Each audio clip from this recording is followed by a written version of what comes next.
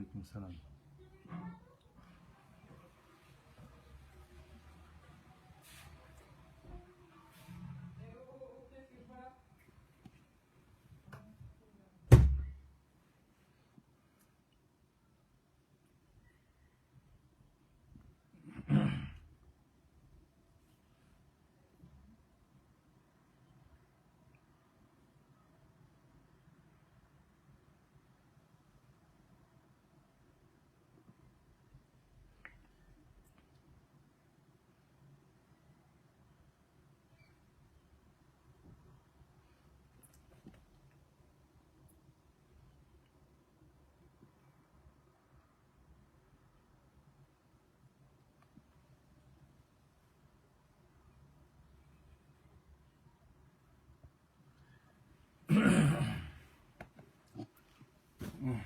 Assalamu alaikum. Inch'Allah, les gens vont arriver, ils vont prendre un cours. أعوذ بالله من الشيطان الرجيم بسم الله الرحمن الرحيم وصلي وسلم وبارك على سيدنا ومولانا محمد وعلى آله وأصحابه والحمد لله رب العالمين اللهم صل على سيدنا محمد الفاتح لما أخلق والخاتم لما سبق ناصر الحق بالحق والهادي إلى صراطك المستقيم وعلى آله حق قدره ومقداره العظيم والحمد لله رب العالمين. Alors après une pause, pas vraiment une pause, c'est juste qu'il y a ce week-end on n'a pas pu faire de live. La semaine dernière j'étais un peu cassé, j'ai réussi à faire un live. Même moi j'étais, avec le recul j'étais étonné. On va continuer sur les rukn du nikah tels qu'ils sont évoqués dans Muqaddimatul Izziyah de l'imam Abu al-Hassan al-Maliki al-Shadhili, qui est notoirement connu pour l'un des références dans Salari Salad ibn Abi Zayd al-Qarwani, Al-Kifaya Talib, très utilisé, très prisé justement dans l'enseignement du cursus maliki. Alhamdulillah, on avait présenté le deuxième rukn qui est as-sadaq. As-sadaq, c'est-à-dire on appelle aussi al-mahr, c'est la dot, on traduit souvent par dot, on pourrait traduire aussi par douer, qui, entre autres, il est demandé que ne soit pas exigé dans le contrat l'absence de dot. Pour être concret, il existe des manières de faire des contrats où on va réussir en fait à faire en sorte qu'il n'y ait pas de dot. Exemple, ce qu'on appelle un nikah shirar, qui consiste à ce que je dise, écoute, moi j'ai une fille, toi tu as une fille, ce qu'on va faire c'est que je te marie ma fille et toi tu me maries la mienne, tu me maries la tienne. Et on dit que pour chacun la dot serait de, par exemple, de 500 €. Étant donné qu'il y a un échange, en gros, au final on ne se donne rien. C'est une manière en fait de faire du mariage shirar, de s'échanger au final les femmes sans avoir à donner de dot. Il y a le mariage shirar qui est on va dire qui est plus sarih, qui est plus clair, qui est plus évident, où la chose va être la suivante, c'est que, on va dire textuellement, donne-moi ta fille, je te donne la mienne. Ou donne-moi ta cousine, je te donne la mienne, donne-moi ta soeur, etc., etc. Donne-moi une femme, je te donne une femme, enfin bref. Ces manières de faire qui ne sont pas permises. On avait évoqué des choses importantes à savoir concernant al-sadaq, qui sont importantes. C'est qu'il y a dans la sadaq, il y a deux aspects. Quelque chose qui relève du droit du hukm d'Allah. À savoir, dans le fiqh, on dit les choses on présente les choses de façon suivante, c'est-à-dire que il y a des choses qui sont inaliénables. On ne peut pas changer ces choses-là dans le droit. Dans la sharia, ce n'est pas possible d'intervenir et de dire ça, non, c'est pas possible. ça on va le retirer. Ou ça, on va, un tel m'a volé, bon ben, c'est pas grave, il va pas me rembourser, c'est pas grave. D'accord, oui, mais si le vol qu'il a fait correspond au vol, aux critères à partir desquels on définit un vol dans la charia, qui implique, qui débouche, une fois la procédure légale respectée, sur un had, à savoir le fait d'amputer la main, vous pouvez vous décharger de votre droit. C'est-à-dire récupérer votre bien. C'est possible. Mais le fait de dire je ne veux pas qu'il soit puni pour ce qu'il a fait, ça c'est pas possible parce que c'est un haqq d'Allah. C'est quelque chose qui doit être appliqué obligatoirement. Vous ne pouvez pas intervenir et si vous le faites, vous êtes maudit. C'est ce qui est rapporté dans la Sunna sur ce sujet. C'est-à-dire que vous avez ramené l'affaire devant le juge, on ne peut plus faire marche arrière. Si la procédure est respectée et qu'il s'avère à la suite de la procédure que la personne est coupable, on ne peut pas ne pas appliquer la sentence. Ici, c'est à peu près le même principe. C'est pas à peu près, c'est totalement le même principe. À la différence, c'est que la femme ne pourra pas dire bon, tu m'as donné une dot, moi je t'en décharge. Par exemple, ils sont mariés, il n'y a pas de souci, etc. Ils ont fait une dot astronomique. La fille a dit ouais, mais moi en fait je vais me marier avec ce gars-là. Ce qu'on demande, c'est pas possible, on ne pourra jamais me donner ça. Une fois qu'ils sont ensemble, elle dit écoute, c'est quoi la dot, c'est pas grave. Khalas, je te fais cadeau. C'est possible dans la mesure où il y a dans la dot une partie qui est du haqq de la femme. C'est son droit, ça lui revient. Et il y a une partie qui est du haqq d'Allah. La partie qui est du haqq d'Allah, c'est le minimum légal qui est inscrit dans les kutub du madhab, selon notre compréhension à nous, parce que les autres ne seront pas forcément d'accord, à savoir rub'un dinar ou thuluth ad-darahim, le quart d'un dinar, ou bien 3 darahim, ou la valeur de cela. C'est intéressant de noter qu'on a fait quelques calculs sur ce que le prophète Mohammed sallallahu alayhi wa sallam a pu donner pour ses femmes.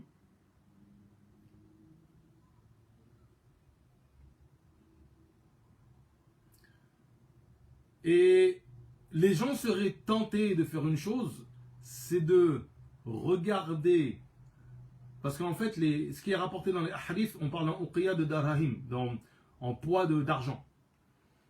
Et les gens seraient tentés de calculer donc directement argent, euro. C'est une erreur.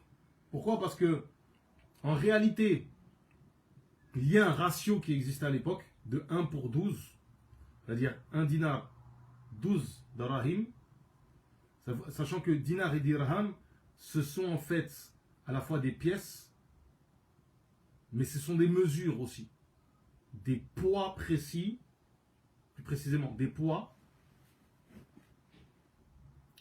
d'or et d'argent.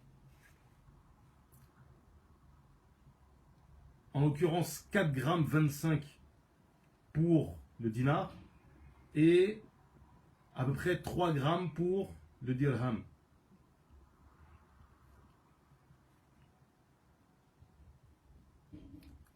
Il y avait un ratio dans le commerce, à l'époque à Médine, sur le marché à Médine, sur la monnaie en cours à Médine. Et ce ratio, c'était donc de 1 pour 12. Ce ratio, c'est lui qui est en vigueur dans toutes les questions qui sont liées au mu'amalat. Là où, dans la zakah, donc une ibada, on est sur 1 pour 10. Pourquoi je dis tout ça? C'est pour savoir, pour comprendre que lorsque l'on veut faire le calcul de ce qui est rapporté concernant le prophète Mohammed sallallahu alayhi wa sallam, ce qu'il a pu donner comme zakat, comme dot, pour ses femmes ou qu'il a pu demander pour ses filles, on se retrouve avec une valeur en argent qui a une correspondance en or. Parce qu'il y a un ratio or-argent de l'époque qui n'existe plus aujourd'hui. Aujourd'hui, si vous calculez en euros l'or et l'argent, les chiffres, le rapport est totalement, il n'est même pas comparable. Un gramme d'or fait dans les 50 euros à peu près en ce moment. Je n'ai pas regardé, ça fait un moment que je n'ai pas regardé. Un gramme d'argent fait peut-être entre 50 et 60 centimes. Donc vous calculez que ça fait 1,50 €. On va dire, allez, on va être large. Si on est à 60 centimes, il n'y a pas si longtemps que ça. Il y a peut-être 3 semaines, 4 semaines, peut-être un mois, peut-être plus. Ça fait longtemps que je n'ai pas regardé. Si on dit que c'est 50 centimes, ça fait 1,50 € le dirham. Vous calculez 1,50 € multiplié par 12, vous voyez qu'on est sur 17 €. 18 €, excusez-moi. C'est rien. C'est même pas 1 gramme d'or. C'est même pas c'est loin du tiers du dinar. Donc en fait, le rapport n'est pas du tout le même. Enfin bref, tout ça pour dire que grosso modo, on s'est retrouvé avec un chiffre qui avoisine approximativement aujourd'hui les 5 000 €. Donc en fait, souvent, quand les gens disent que oui, mais les dots sont trop chers, des trucs comme ça, non. Vous avez deux manières de voir comment on facilite la dot. Soit on ne demande pas beaucoup. C'est par exemple ce qui est en vigueur à tout bas, c'est-à-dire que on se limite vraiment à ce qui se rapproche en fait du droit du minimum légal de dot. Ou on va dire non, en fait, on fait des échéanciers. Sachant qu'il y a un avis qui dit que c'est macro de faire un échéancier pour ce qui est de donner la dot. Et d'autres, que par exemple Ibn Juzay dit que ce qu'il y avait en cours à l'époque justement en Andalous, c'était de faire un échéancier pour donner la dot. Donc vous donnez une partie comptant et le reste vous donnez sur 3 ans, 4 ans, 5 ans. Donc c'est tout à fait envisageable. L'idée de faciliter la manière de donner la dot, il n'y a pas de... C'est assez simple en vérité. Donc il y a un excès qui est de vouloir dire oui, mais il y a eu, c'était un moment comme ça, hein, c'est une espèce de mode de dot de 20 € comme ça qui était en vigueur.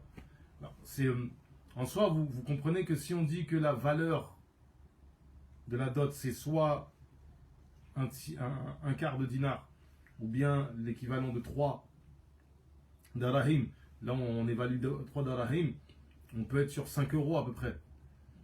Mais il faut bien comprendre que la dot, c'est quelque chose qui a une dimension particulière. C'est presque la valeur de la femme à ce moment-là dans le cadre du mariage. Et il est malheureux aujourd'hui de voir qu'on dévalue cette chose-là. C'est-à-dire que certaines, par excès de piété, c'est même pas de l'excès, c'est du relou. Clairement, oui, non, je veux pas beaucoup. Non, écoute, tu veux être pieuse, d'accord. Demande quelque chose de sérieux. C'est-à-dire que là, on est dans un contrat. C'est un contrat shari'i. C'est un contrat shari'i. La date limite, c'est celle qui va être déterminée. Parce qu'en fait, la dot, une fois qu'elle est fixée, c'est une dette, ça doit être versé. C'est un contrat. C'est-à-dire que, d'ailleurs, dans beaucoup de mas'ala, la façon dont est traitée cette question du fait de verser la dot, de manière concrète, très concrète, on le dit textuellement lorsqu'on explique Khalil, etc., c'est lorsqu'il y a tel ou tel litige, l'homme a le statut du vendeur et la femme le statut de l'acheteuse. Donc, concrètement, en fait, il y a vraiment... on est face à une question contractuelle. Et les gens qui seraient tentés de faire de preuve une forme d'ascétisme qui n'en est pas en vérité. Parce que si on veut vraiment parler d'ascétisme, l'ascétisme, il se base sur la charia. Et donc ici, la charia, nécessairement, dit que là, on est face à un contrat. Et donc la référence, c'est quoi? C'est ce que dit la charia en matière de contrat. Donc, que les sœurs prennent l'habitude, que les frères prennent l'habitude. Effectivement, je n'avais pas compris ta question. J'aurais dû être plus précis. Non, il y a une limite en fait en échéance. 50 ans, on peut supposer, c'est trop. C'est trop, trop, trop. L'exemple que tu prends, c'est typiquement un exemple qui dit non, mais 50 ans, on peut envisager la mort. Donc non. Il faut que ça soit une échéance qui soit raisonnable. Humainement raisonnable dans le sens où la personne aura le temps de vivre, etc. etc. On peut supposer 10 ans, par exemple. Donner 10 000 euros sur 10 ans, pourquoi pas? C'est 1 000 euros par an. C'est pas extraordinaire en vérité. Donc ça, vraiment, c'est quelque chose qui doit, pour les pères, pour les frères, les sœurs, vous les premières, quand on vous parle de dot, soyez concrètes. Vous vendez vos compétences de femme au foyer, en fait. Sachant qu'en réalité, et ça je me rappelle que je l'avais dit l'année dernière, en réalité ce qui est vendu principalement comme, entre guillemets, c'est même pas entre guillemets, c'est concrètement ça, mais le problème c'est qu'aujourd'hui on le dit, les gens sont choqués. Ce qui est vendu en fait, c'est la jouissance principalement. Principalement, c'est ça qui est vendu. Et donc, d'ailleurs, l'esprit dans le madhab, c'est le suivant, c'est cette idée, c'est que un rapport, une consommation, ne doit pas être exempt de dot. On considère, il y a plein de cas comme ça où s'il n'a pas eu consommation, si on a rompu le mariage avant, on verra Inch'Allah dans les cas peut-être qu'on va évoquer ici, s'il y a eu rupture de mariage avant ou s'il y a eu rupture du mariage après, on verra qu'avant on dit à la femme on lui donne rien, on verra qu'après on lui donne. Pourquoi? Parce qu'il y a eu consommation. Et une consommation ne peut pas être exempt en fait de versement de dot. En fait, pour être plus clair, je me rappelle pas d'avoir évoqué la semaine dernière. Là, on revient sur plus ou moins ce qu'on a dit la semaine dernière sur le rukn du sadaq. Et là, Inch'Allah, on va aborder aussi al-shahada, al-ishhad, le témoignage. Ces deux éléments-là ont une place par rapport au dukhul, par rapport à la consommation, qui sont très importantes. Une femme n'a pas à accepter de rapport tant que la dot n'est pas au moins en début de versement. Une femme n'a pas à accepter de rapport tant que l'homme n'a pas commencé à verser la dot. Premièrement, c'est makruh de consommer le mariage sans qu'il y ait de versement de dot. C'est makruh de consommer le mariage avant début de versement de dot. Deuxièmement, c'est mandoub pour la femme de se refuser à l'homme tant que l'homme n'a pas commencé à verser la dot. Et maintenant, est-ce que c'est nécessaire que tout soit versé? Non. On peut commencer à verser la dot, et là c'est permis en fait d'avoir des... Il n'y a aucun problème en fait à avoir des rapports.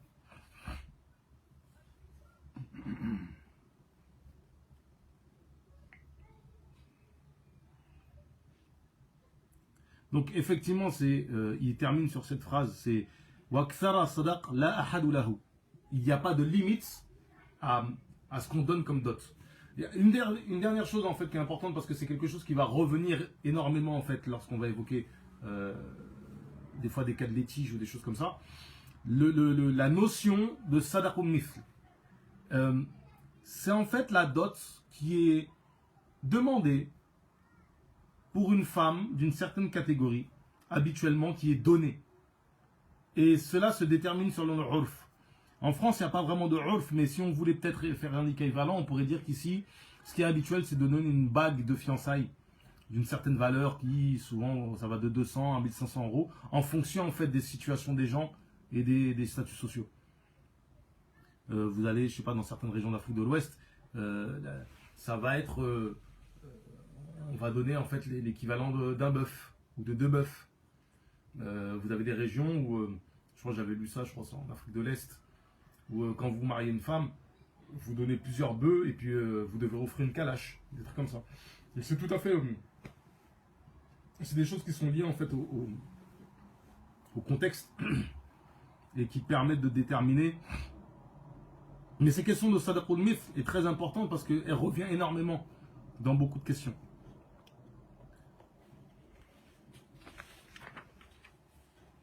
Waruknu Thalith. Là on avance. Alhamdulillah. Le troisième élément du mariage. Al-Ishhad. وهو شرط في صحة الدخول لا في صحة العقد. Alors effectivement, ici c'est intéressant, d'ailleurs même dans la risala, dans la formulation, on pourrait être trompé lorsqu'on lit. En fait, la shahada, et même ici on pourrait comprendre, c'est que ce n'est pas un élément du mariage en vérité, puisque ce n'est pas une condition de validité du mariage. C'est une condition de validité pour la consommation. C'est-à-dire que le fait qu'il y ait témoignage de contrat, qu'on a pris à témoin des gens pour le contrat, ce n'est pas une obligation chez les Malikis que ça soit fait au moment du contrat, à part un cas exceptionnel. Cas que j'ai pas trop envie d'évoquer hors du cadre d'un texte. C'est-à-dire qu'ici, il n'est pas évoqué directement dans le texte, j'ai pas trop envie de l'aborder. Inch'Allah, j'espère que peut-être il sera possible d'aborder Qawanil al-Fiqhiha où cette question-là est évoquée avec dans le sens apparent une certaine condition, mais il s'avère que non, en fait, c'est pas du tout conditionné.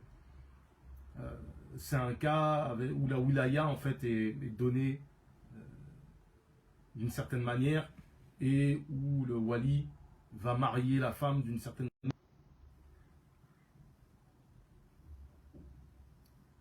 Donc, ici, ce qu'il faut bien comprendre, c'est que le témoignage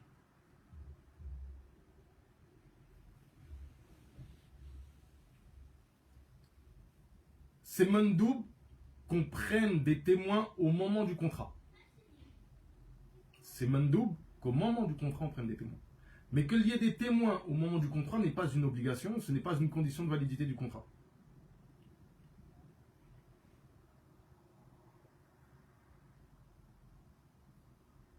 Al-Ishhad, tasawwur al-mas'ala, on va juste présenter la mas'ala de manière suivante pour que ça soit visuel pour les gens. Cas concret, vous êtes assis dans votre salon, il y a un frère que vous rencontrez qui est mashallah, qui est extraordinaire, vous le trouvez très bien, qui écoute, est-ce que tu veux prendre ma fille pour femme? Il dit oui, j'accepte, pas de souci. C'est sa femme. Maintenant, il faut aller prendre des témoins. Par exemple, vous allez ensuite à la mosquée, vous priez, vous prenez les frères à témoins, ouais les frères, machin, soyez témoins, j'ai donné ma fille à un tel. Là, la condition, l'ishhad est respecté. Maintenant, qu'est-ce que nous dit l'imam Abu al-Hassan al-Shadhili? C'est que c'est une condition de validité pour la consommation. Ça veut dire quoi? Ça veut dire que tant qu'il n'y a pas de témoins qui ont été pris, si les deux mariés ont un rapport, c'est du zina.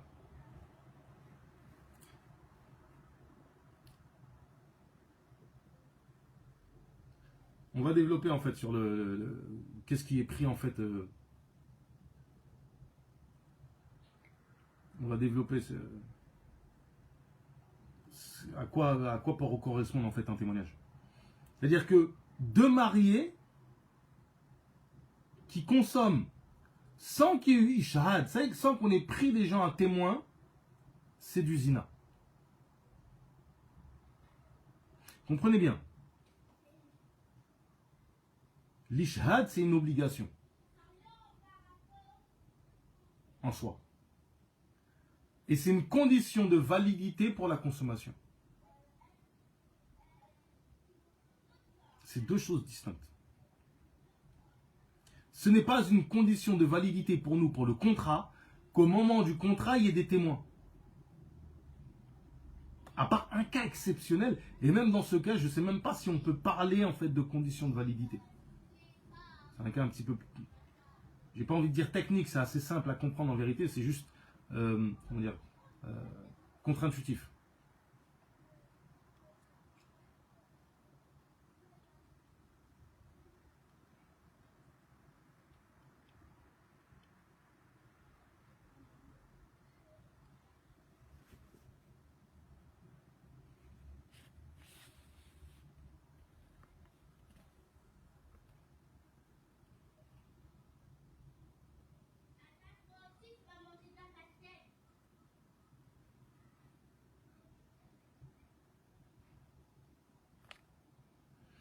Alors,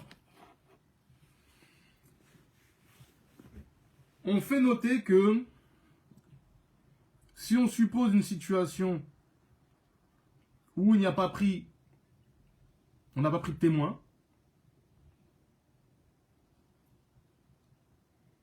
et que les gens consomment le mariage de manière, même si c'est, ils sont restés longtemps ensemble, et si on entend par consommer, pas nécessairement le wat.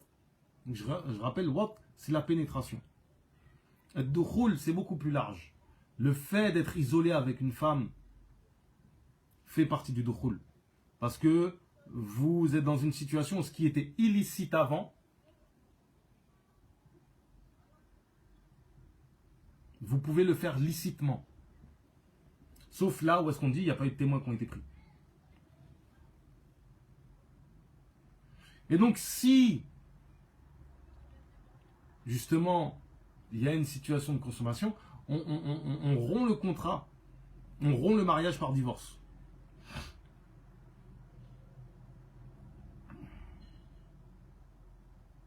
فيفسخ إن دخل بلاده بالطلاق بائنة ولا أحد عليها.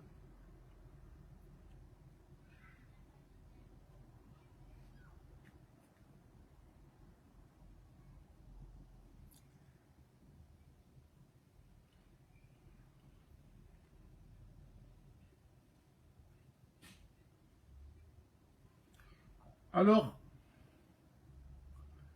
il n'y a pas de had, il n'y a pas de punition qui est appliquée dans ce cas-là.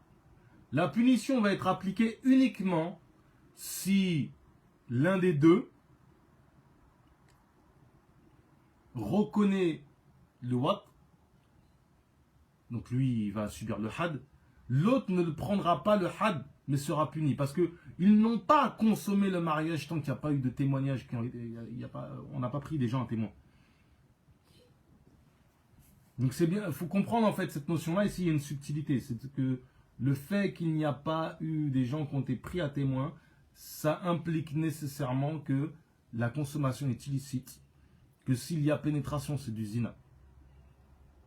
Et on est censé annuler ce mariage-là par divorce, c'est-à-dire qu'on reconnaît qu'il y a eu concrètement un mariage, mais cette consommation n'a pas été faite correctement.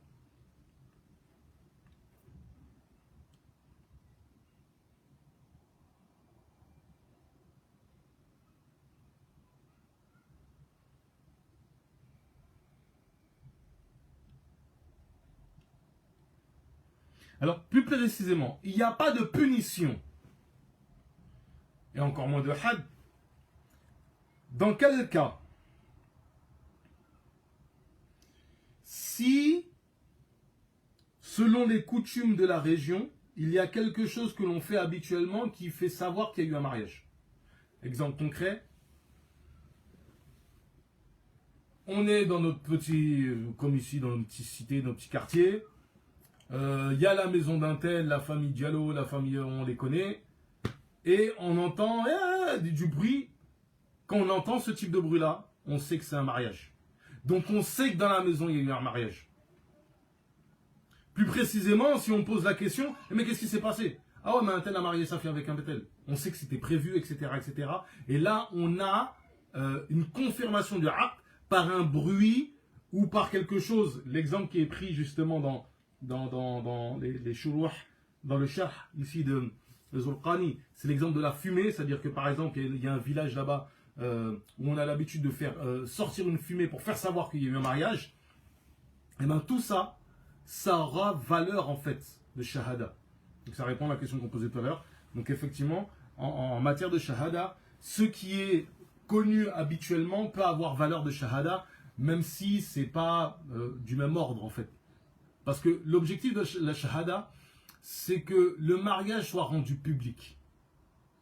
C'est pour ça que si il y a mariage, moi je fais un contrat, ma fille je la marie, et qu'ensuite j'attends une semaine, je fais un repas à tout le monde, etc.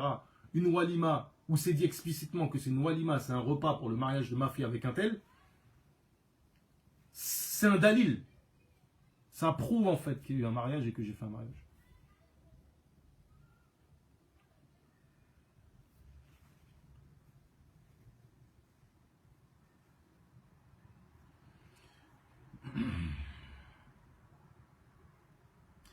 Alors, c'est important de comprendre, on annule ce mariage par un talaq, c'est ce que je viens de dire, mais si jamais un juge, et ça c'est une règle générale qui s'applique dans ce genre de mas'ala, le hukm du juge lève la divergence. C'est-à-dire que si un juge, de quelle que soit l'école juridique, valide quelque chose que nous, par exemple, on n'aurait pas validé à la base, bah, ça va devenir valide parce que le hukm du juge lève la divergence.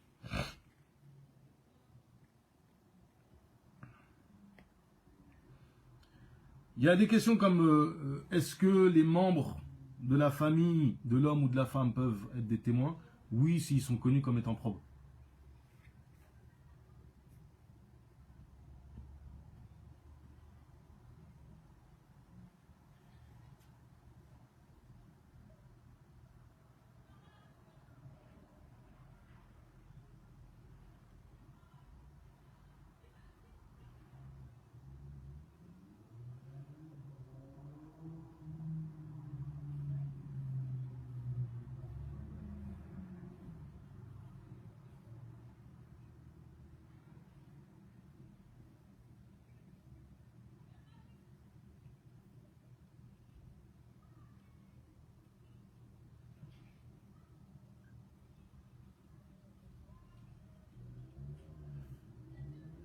Il y a un détail qui est important à noter. L'Alawi dit, quand bien même les gens seraient ignorants du statut de l'ishhad, ils seraient punis. Ça renvoie en fait à cette idée que nul n'est censé ignorer la loi.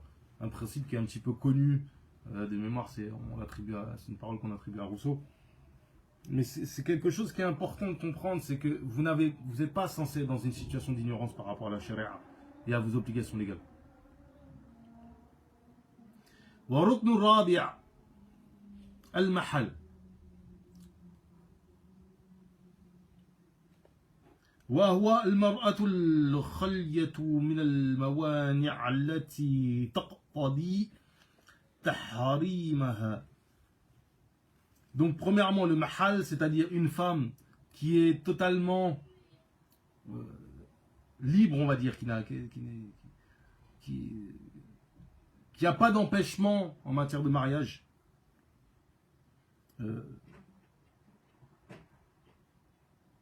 D'empêchements légaux, par exemple, c'est pas votre sœur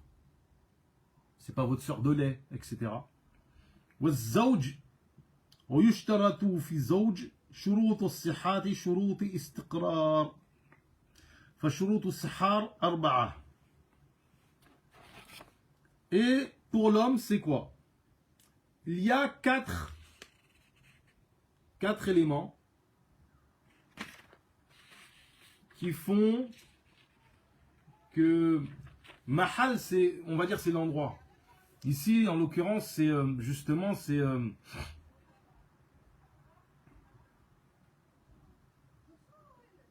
comment dirais-je? C'est ce qui va permettre en fait le mariage, l'élément sur lequel va porter au final le contrat.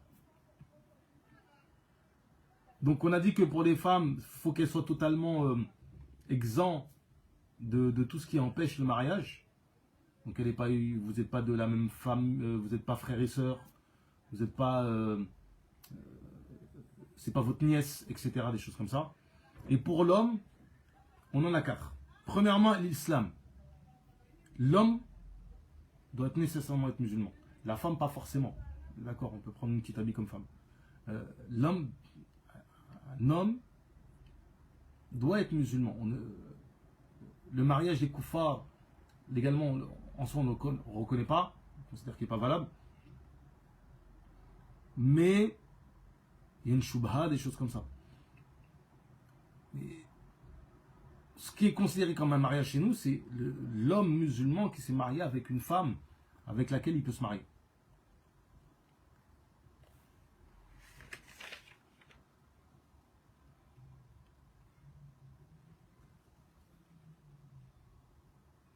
Donc le kafir, on ne marie pas une femme à un kafir. C'est inimaginable. L'idée même est inacceptable.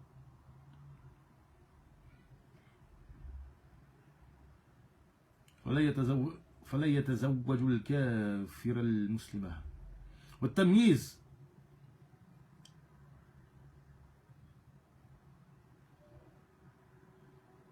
ici tamyiz,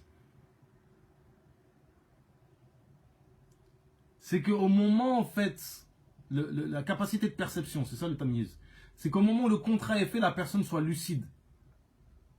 Même pour un fou, il faudrait qu'à ce moment-là il soit lucide.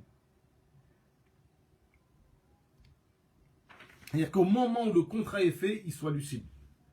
Après vient derrière ça l'idée que la personne qui est son tuteur légal, responsable légal, soit parce que c'est un enfant, soit parce que justement c'est quelqu'un qui est assez fou, etc., ou quelqu'un qui est un petit peu crétin, qui est bête, il y a derrière cette idée que son responsable doit valider par la suite le contrat, sinon le contrat la validité du contrat est suspendue en fait à la volonté du tuteur.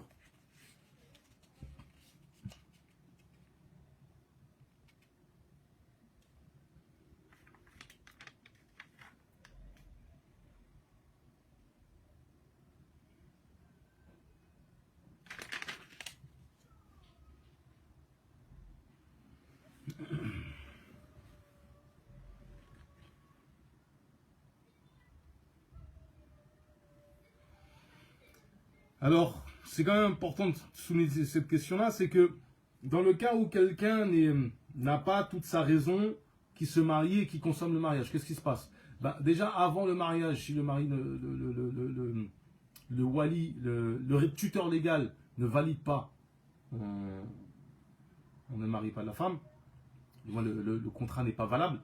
Mais si le contrat, il y a eu dukhul, il y a eu consommation, et bien là, comme je dis, il y a eu consommation, donc on va verser le minimum du contrat de la dot à la femme.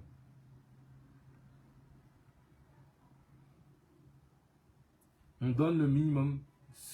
Comme je vous disais tout à l'heure, on considère que l'idée même que la consommation soit exempt de dot n'est pas acceptée en fait dans l'école.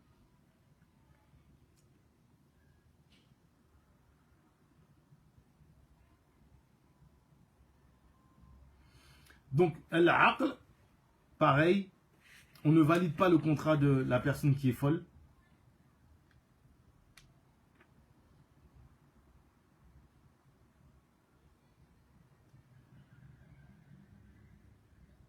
Ici, c'est plus spécifique à la personne qui n'a pas ses raisons. C'est comme ça qu'on distingue en fait du cas du sabi. Autre chose, ça c'est intéressant, voir quand même l'ouverture d'esprit d'une certaine manière des fuqaha. La certification que l'homme soit un homme. C'est-à-dire que c'est pas un khuntha mushkil, c'est-à-dire un hermaphrodite qui est problématique. Parce que l'idée d'hermaphrodisme est connue. Il n'y a pas de souci avec cette idée-là. Le problème, c'est que l'hermaphrodite, soit effectivement il tend plus vers un genre que l'autre, et donc il n'est pas problématique, soit il est justement problématique dans le sens où on n'arrive pas à déterminer totalement qui il est. Donc on ne sait pas s'il est un homme, s'il est une femme. Par exemple, dans le cas de la prière, qu'est-ce qu'on fait? On le met derrière les hommes et on le met devant les femmes. On le met entre les deux. Mais on ne le laisse pas en fait être dans les rangs des hommes, ni dans les rangs des femmes totalement. Parce qu'en fait, on n'arrive pas à le distinguer.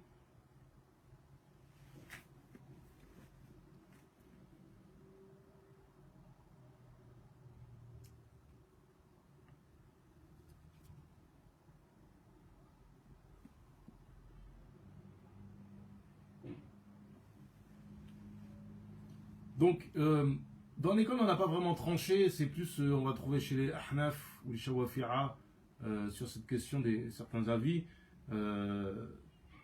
Grosso modo, l'idée c'est que la personne, elle va aller vers ce qu'elle sent être le plus proche, elle se sent plus homme. Donc elle va tout simplement être considérée comme un homme. Les Shawafi'a, carrément, manifestement, ils disent qu'en fait, il choisit son conjoint. Mais en tout cas, le cas de l'hermaphrodisme est quelque chose qui est connu. C'est-à-dire que on ne marie pas celui qui est un khunfa, celui qui est un hermaphrodite.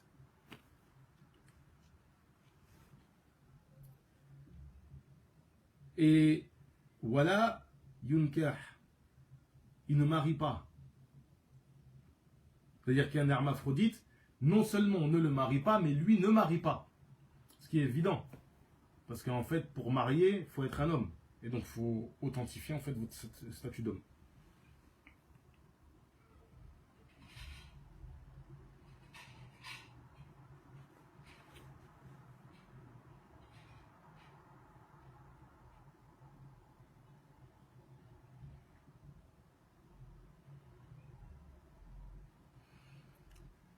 وشروط الاستقرار خمسة. Donc les shurut, les conditions qui vont faire qu'elle va être validée au final.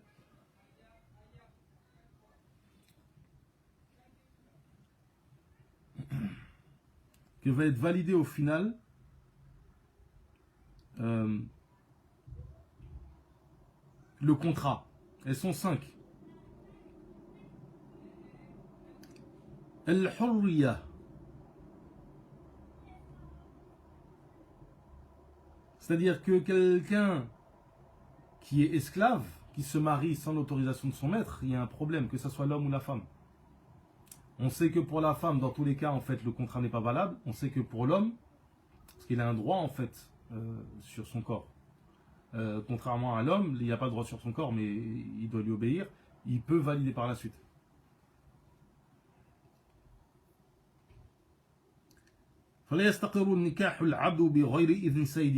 Donc on ne valide pas le mariage d'un esclave s'il n'a pas été validé par son maître.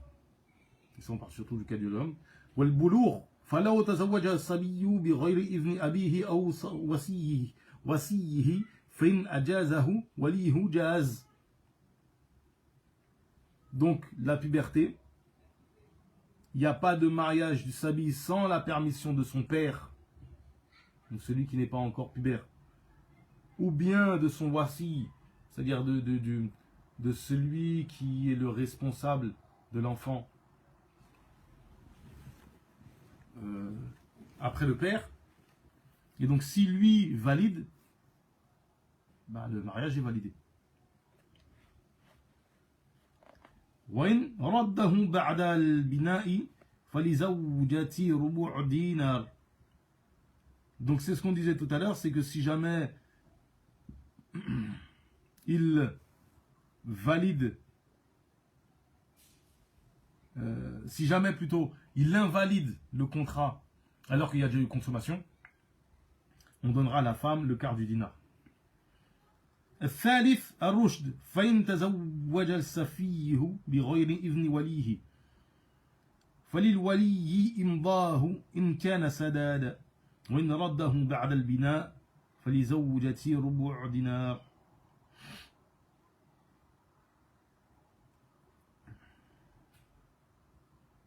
Pareil, si on marie le safi, qui est celui qui n'a pas toute son intelligence, toute sa capacité, le même principe, c'est le wali qui valide par la suite. Si le wali valide, il n'y a pas de souci. Si par contre, il invalide le contrat, c'est-à-dire que lui, si juste que c'est correct, le contrat, il le valide, il n'y a pas de souci. Si juste que par contre, non, c'est pas bon, et qu'il y a eu consommation, pareil, on donnera le quart du dinar à la femme.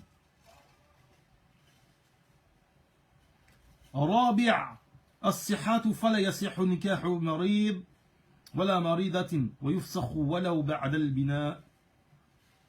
Alors cette question-là, elle est assez technique. Je vais pas trop la développer. C'est l'interdiction de se marier pour celui qui est malade, mais d'une maladie dont on craint la mort. Par exemple, un homme qui a un cancer, on suppose qu'il ne va pas passer l'année. Il ne peut pas se marier. C'est pas possible pour lui de se marier. On craint.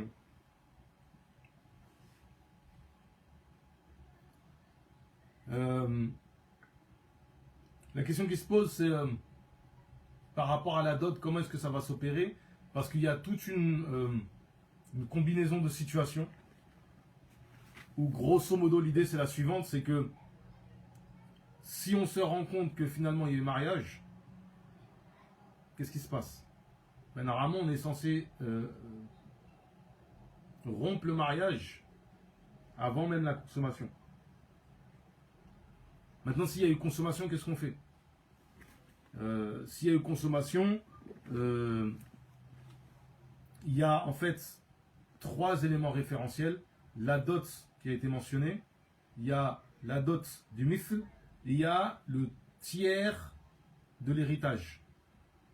Dans tous les cas, en fait, les deux dots, les dots du mithl ou la dot citée ne doivent pas dépasser le tiers de l'héritage, parce qu'en fait, on va faire un lien en disant qu'en se mariant, il a porté atteinte ou il a réduit la part de l'héritage des gens, etc., etc.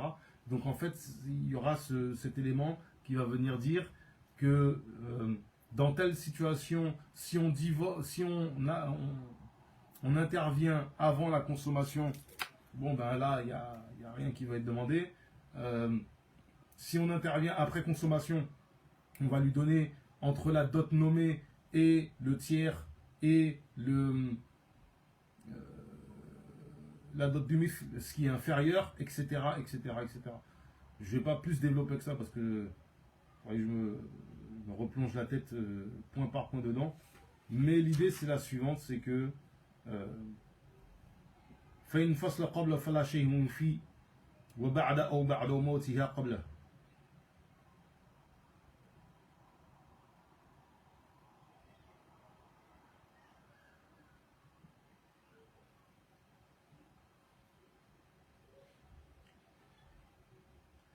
C'est important aussi que il y a des cas où la femme, par exemple, va toucher la dot, mais on dira qu'elle n'héritera pas, etc. En tout cas, c'est tout un petit développement important. Et dans le madhhab maliki, on ferme la porte en fait à ce qui pourrait porter atteinte aux héritiers. Par exemple, cette question-là, il y en a une qui est semblable, c'est le fait de reconnaître une dette. Reconnaître qu'on doit quelque chose à quelqu'un, alors qu'on est d'une maladie dont on craint la mort. Ben, c'est pas permis, c'est pas possible.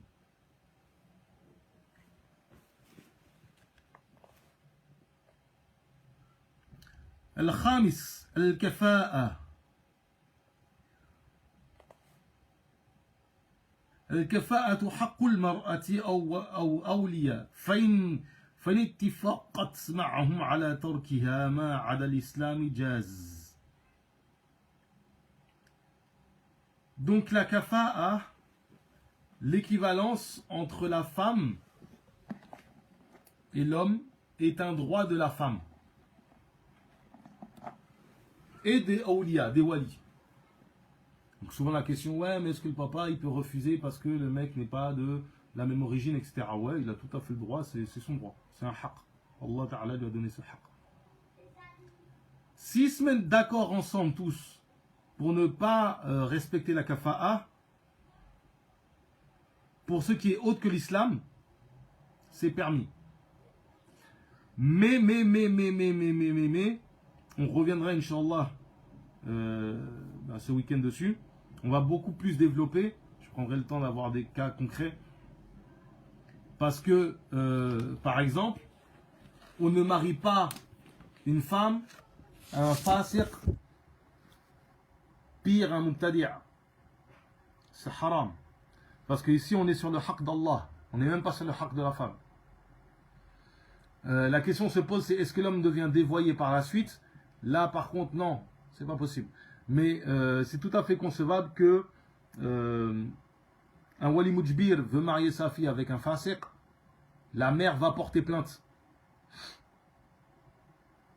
Et le juge intervient pour faire annuler le mariage. Donc c'est des cas en fait qui sont tout à fait possibles et envisageables. On reviendra Inch'Allah sur les détails de la kafa'a la semaine prochaine. Parce qu'il y a beaucoup à dire quand même. ربي زدنا علما وعملا وأدبا وفهما وهب لنا يا أكرم في التلاوة خيرا كثيرا منك والحلاوة اللهم صل على سيدنا محمد الفاتح لما أخلق والخاتم لما سبق ناصر الحق بالحق والهادي إلى صراطك المستقيم وعلى آله حق قدره ومقداره العظيم سبحان ربك رب العزة عما يصفون والسلام على المرسلين والحمد لله رب العالمين.